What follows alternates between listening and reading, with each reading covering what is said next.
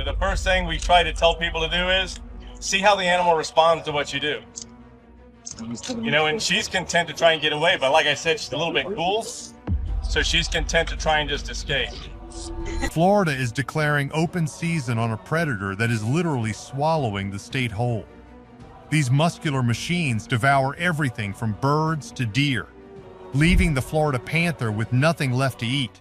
Scientists from the Conservancy of Southwest Florida sharing video and photos from when they came up on a 15-foot Burmese python eating a full-size white-tailed deer. The crazy part is, for years, this invasion was totally silent. We only saw the ghosts once we started burning the fields. When the grass is gone, the camouflage fails, and the scale of the infestation is revealed.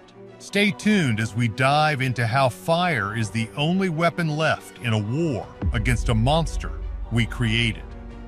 Basically, the swamp is fighting back in the most dramatic way. Scorched earth reveals the silent predator. The air in the Everglades does not just feel hot, it feels heavy. It sticks to your skin like a wet blanket. But on this particular morning in December 2025, the heat is coming from something else. A crew from the Florida Forest Service is moving along the edge of a sawgrass prairie. They are carrying drip torches, which are metal canisters with a loop at the end dripping a mix of diesel and gasoline. They are not putting out a fire, they are starting one. In a matter of minutes, the peaceful marsh transforms into a line of fire, bright orange and angry, eating its way through the dry vegetation. The sound is like 1,000 pieces of paper crumpling at once, a loud crackle that drowns out the buzzing insects. Smoke billows up, turning the blue Florida sky into a hazy gray ceiling. For starters, this looks like destruction to an outsider, but it is actually medicine. For thousands of years, this land burned naturally, and the Everglades was built to burn. Lately, these fires have taken on a new, darker purpose. They have become a weapon in a war against a ghost. As the firewall moves forward, pushed by a steady wind, the ground in front of it starts to come alive. You see the usual suspects first, like grasshoppers jumping frantically and birds swooping down to catch fleeing insects. But then you see the motion that makes the hair on the back of your neck stand up. It is a slow, heavy movement that pushes the grass aside like a bulldozer. A Burmese python, easily 10 feet long, is forced out of its comfort zone. For the first time in its life, it cannot rely on its camouflage. The intricate pattern on its skin is useless against a backdrop of charred black earth and bright orange flame. The snake is exposed. In April 2025, during a burn in Palm Beach County, land managers saw this happen in real time. They watched as the fire stripped away the cover, and suddenly the ground seemed to be moving with snakes. It was a moment that confirmed everyone's worst fears. The infestation was not just bad, it was everywhere. You have to understand the scale of this. We are talking about thousands of acres of land. When the grass is high, you could hide a school bus in there and nobody would see it. Fire changes the physics of the hunt. Reports from the field are startling. In one instance, a hunter watched as the smoke cleared to reveal a 12-footer trying to make a run for a canal. In another case, the heat flushed out a female sitting on a nest, revealing a clutch of eggs that would have turned into 50 new predators by the summer. This is the reality of the burn. It turns the python's greatest strength, their ability to vanish, into their biggest weakness. When they move, we can finally see them. But it is not just about seeing them. It is about understanding how they have changed the landscape. When the fire burns away the grass, it reveals a marsh that is eerily empty of other life.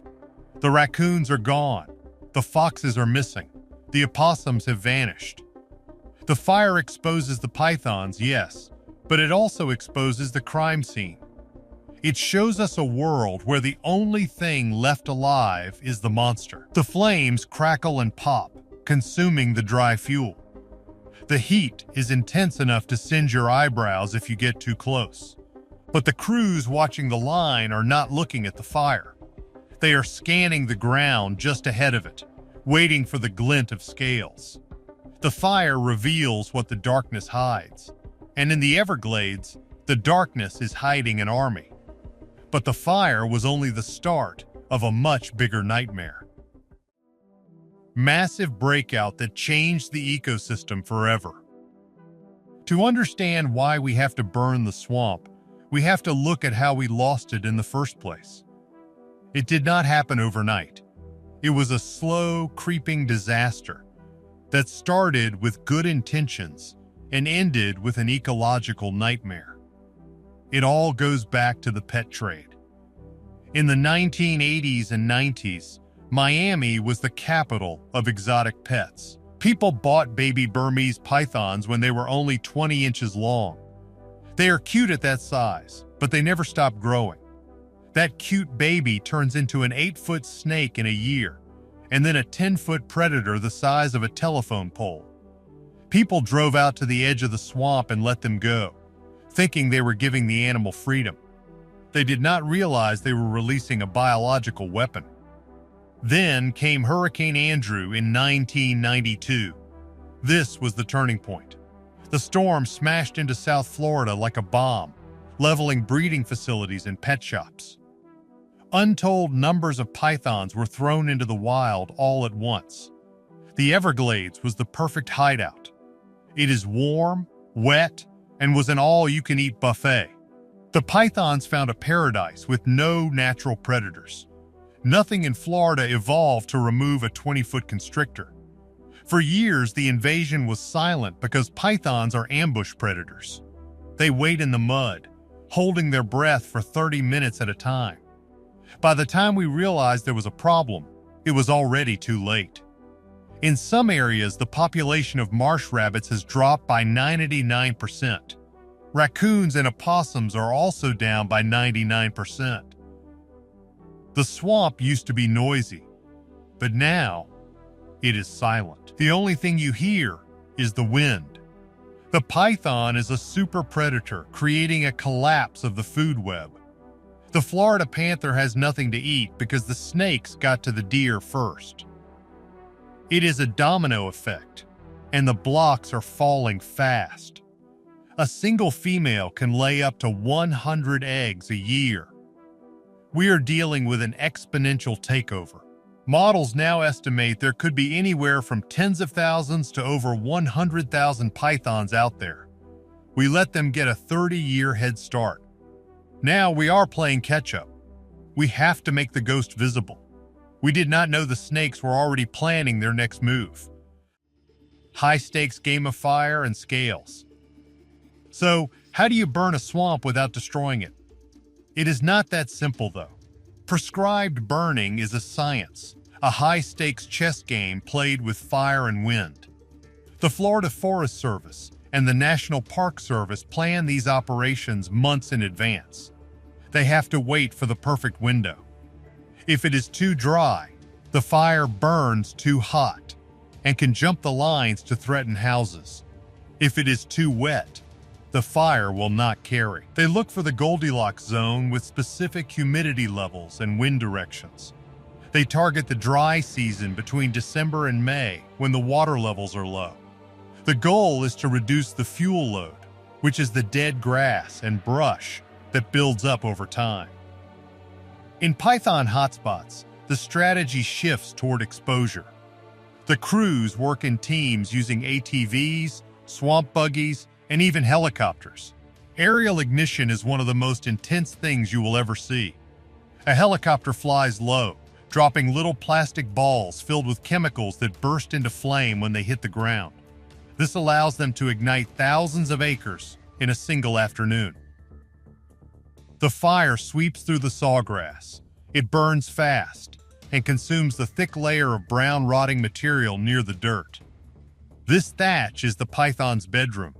When the thatch burns, the insulation is gone, and the ground becomes hot. Pythons are reptiles and rely on their environment for heat. They do not like being exposed to the direct sun on black, scorched earth. It forces them to move and seek out deep canals. This is the flush. The South Florida Water Management District has integrated burns into their removal program. They know that a burn today means better hunting tomorrow, but it is dangerous work. The terrain is treacherous, and you are walking on uneven limestone rock full of hidden holes. One wrong step, and you break an ankle. And now you have to worry about stepping on a large snake that has just been evicted from its home. These are landscape-altering events that clear out invasive plants and restore the natural flow of the Everglades. It helps the native grass grow back fresh, which attracts rabbits. It is a trap. The new grass grows, the rabbits come back to eat, and the pythons follow. But this time, the grass is short, and we are waiting for them. It is a cycle of destruction and rebirth that forces the pythons to make mistakes. Now the hunters were stepping into a world they did not recognize. Grim business of removing the ash-born giants. Once the smoke clears, the landscape looks like another planet. It is a world of black and gray, where the ground is covered in a layer of ash. This is when the hunters move in. These are the python contractors hired by the state to remove the invasive snakes. They spend their nights wading through water and wrestling giant constrictors with their bare hands. After a burn, their job gets a little bit easier, but more intense. In the dense marsh, a python is invisible, but on the black background of a fresh burn, a tan snake stands out like a neon sign. A study by the U.S. Geological Survey found that after a fire, snakes travel nearly 50% more than usual. This movement is their downfall. Hunters patrol the edges of the burn zones and look for curves in the ash. In April 2025, sightings spiked by 15% in just 48 hours. There was a video recently showing a hunter walking through a freshly burned section. He pointed to a massive beast curled against a limestone rock. It was exposed and had nowhere to go. The snake hissed like a punctured tire and struck with rows of backward-facing teeth glistening. But without the grass to get tangled in, the hunter had the advantage and grabbed it behind the head. That snake was full of eggs, meaning a whole generation was removed in 5 minutes. We are also using new technology like drones with high-resolution cameras. In the past, the grass blocked the view, but now a drone can spot a snake from 300 feet in the air. We also use environmental data to see if snakes are in the area. The fire gives the visual confirmation needed to go in and get them. It is a grim business, but every python removed is a victory for the native wildlife. The burn creates a window of opportunity that only lasts a few weeks before the grass grows back. In Florida, things grow fast. The green shoots start coming up within days, so the hunters have to be quick. They walk the ash line between the burned and unburned land. The snakes hang out on the edge, ready to dive back into cover. It is a game of patience and reflexes. Even with the fire, they are still hard to see because they bury themselves in the mud. You still need a sharp eye, but at least now you have a chance to fight back. The scariest part was not the snakes we caught, but the ones we missed. Terrifying question of who owns the swamp. We have burned the grass and caught the snakes, but a terrifying question remains. Is it enough, or are we just making them stronger? The Everglades is 1.5 million acres of labyrinth. We are burning a fraction of that. For every python we pull out of the ash, how many are slipping away into the deep mangroves? There is a dark theory that we are selectively breeding them. By hunting the ones that are visible, we are removing the careless genes from the pool. What remains are the hiders and the shadows that instinctively dread the smell of gasoline. We are seeing the rise of a super python, Hunters are reporting snakes that are more cautious and move only in the pitch black of the new moon. There are whispers of snakes adapting to the cold by burrowing deeper into the limestone bedrock.